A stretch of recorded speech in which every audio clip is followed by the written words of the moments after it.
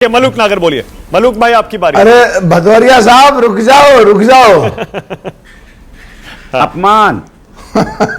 देखिए मानक जी भदौरिया साहब को हमसे लगाव है। भदौरिया साहब ये बहुत अच्छी बात है, पर हम भदौरिया साहब से कहना चाहते हैं हमारे बारे में सोचने के बजाय कांग्रेसियों से पूछो मध्य प्रदेश के चुनाव में। अरे छोड़ो अखिलेश पखलेश को, अखिलेश जी देश के बड़े नेता हैं और अखिलेश जी ने सिद्ध भी किया है। और कांग्रेस से आरएलडी में आ गए मलूक भाई, जहां आप हमारी चिंता करने किसानों की और गरीबों की और खेतों खलियानों की राजनीति करते हैं।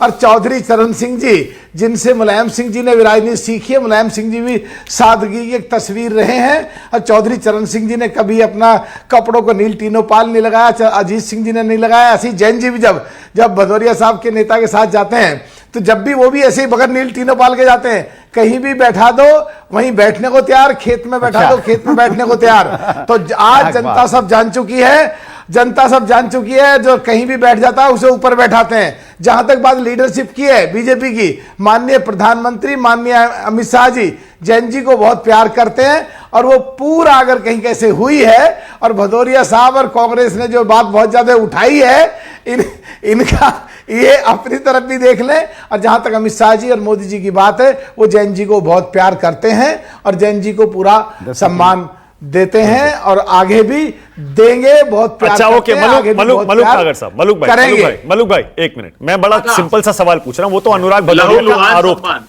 ये तो विपक्ष है ना। अरे सुनिए ना, विपक्ष तो देखिए आरोप लगाएगा, इस मुद्दे को मुद्दा बनाएगा, क्यों नहीं बनाएगा। लेकिन जो विश्लेषक हैं, आम लोग हैं, वो भी यही सोच रहे हैं मलूक भाई। और मुझे पता है आपके मन में भी चल रहा होगा कि ऐसा क्या हुआ कि जयंत चौधरी को मंच पर जगह नहीं मिली। आप भी सोच रहे होंगे, दुख हुआ होगा आपको। दुख हुआ कि नहीं इतना बता दो बस, हाँ या ना। मुझे नहीं तकलीफ हुई कि नहीं, हाँ ना बता दो। मुझे हुई क्योंकि मेरे कुलिक थे वो। आपको हुई कि नहीं हुई बता दो। भदौरिया साहब थोड़ा बोलने का मौका दो। आपने हरा कुर्ता क्यों पहना? हाँ ना मैं बताओ क्यों पहना, हाँ पहना या ना पहना? क्योंकि हम एनवायरमेंट को पसंद करते हैं। देखिए एनवायरमेंट पसंद करते हो, इसीलिए अखिलेश को हटाओ, मध्य प्रदेश में आपके लिए कहा गया। देखिए हम अखिलेश जी बड़े नेता हैं, कांग्रेस को उनकी इज्जत करनी चाहिए और कम से कम इस तरीके से हटाओ उनको, ऐसे नहीं कहना चाहिए कांग्रेस को। जहां तक बात है, आज मानक जी एक बात बड़ी अच्छी हो रही है, हमारे मन में कुछ नहीं है बिल्कुल भी। आप जो कहना चाहते हैं अपने शब्द आप हमारे मुंह में ना डालें। मैं एक बात कह रहा हूं, जो देश में एक चर्चा चल रही है कि राहुल गांधी जी को विपक्ष का नेता बनाएंगे।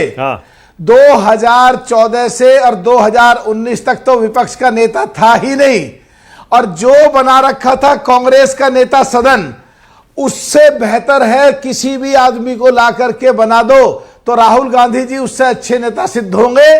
पर एक बात पक्की है, पूरे सदन में सुबह से लेके आखिर तक बैठना, और 3 सेंस होती हैं, कॉमन सेंस, सिक्स सेंस और सेंस ऑफ ह्यूमर, नेता सदन या विपक्ष के नेता के, ताकि इमीडिएट पार्लियामेंट्री व्यवस्था के तहत बढ़िया काउंटर कर सके, बढ़िया अटैक कर सके, बढ़िया प्रश्न पूछ सके, बढ़िया घेर सके कंसर्न मिनिस्टर को। यह बहुत जरूरी है। मेरे हिसाब से राहुल गांधी जी बिल्कुल नेता नहीं बनेंगे। आज देश के नेशनल टेलीविजन पर कह रहा हूं, नेता गोगोई साहब या मनीष तिवारी हैं जो बढ़िया टक्कर सदन में दे सकते हैं। मैं बैठा हूं, मैंने 17वीं लोकसभा में सबसे ज्यादा मुद्दे उठाए, 864। मेरे बराबर में कांग्रेसी लोग बैठते थे, तो वहां पे मेरे हिसाब से तो कहीं कुछ नेता सदन राहुल गांधी जी बनेंगे नहीं बिल्कुल भी।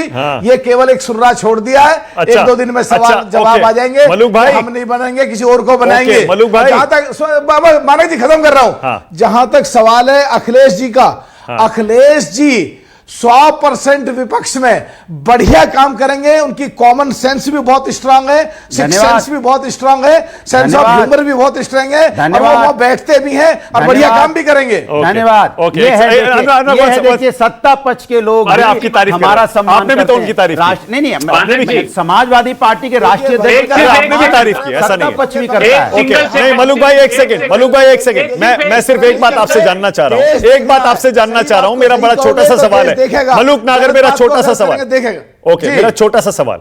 मलूक भाई, आपने कहा कॉमन सेंस, सिक्स सेंस और सेंस ऑफ ह्यूमर।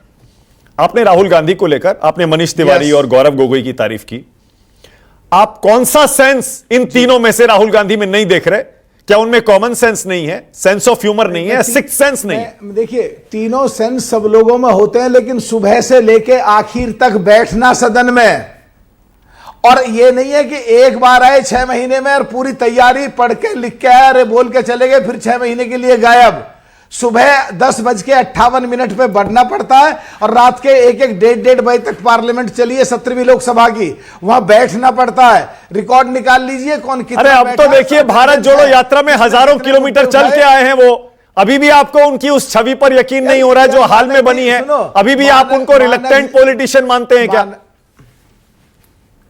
मानक जी देखिए, मैं उनके खिलाफ कोई बात नहीं कर रहा। मानक जी, आपकी जगह किसी को एंकरिंग करने के लिए बैठा दें, और आप लगातार जिस तरह बैठते हैं, जिस तरह अटैक करते हैं, जिस तरह क्वेश्चन करते हैं, जिस तरह इंटरफियरेंस करते हैं, जिस तरह दूसरे को बीच में बोलते हुए वो बंद करते हैं, जिस तरह दूसरे के दिमाग को बंद करके अपनी बात दूसरे के मुंह में डालते हैं, वहां विपक्ष के नेता को ऐसा ही चाहिए होता है। वो बगैर तैयारी के नहीं हो पाती चीजें। ठीक है, ओके। मुझे अभय दुबे को एक मौका देना पड़ेगा, क्योंकि आपने राहुल गांधी पर टिप्पणी की। उसके बाद आ रहा हूं नवल किशोर और हर्षवर्धन त्रिपाठी। जल्दी से अभय दुबे, जल्दी से।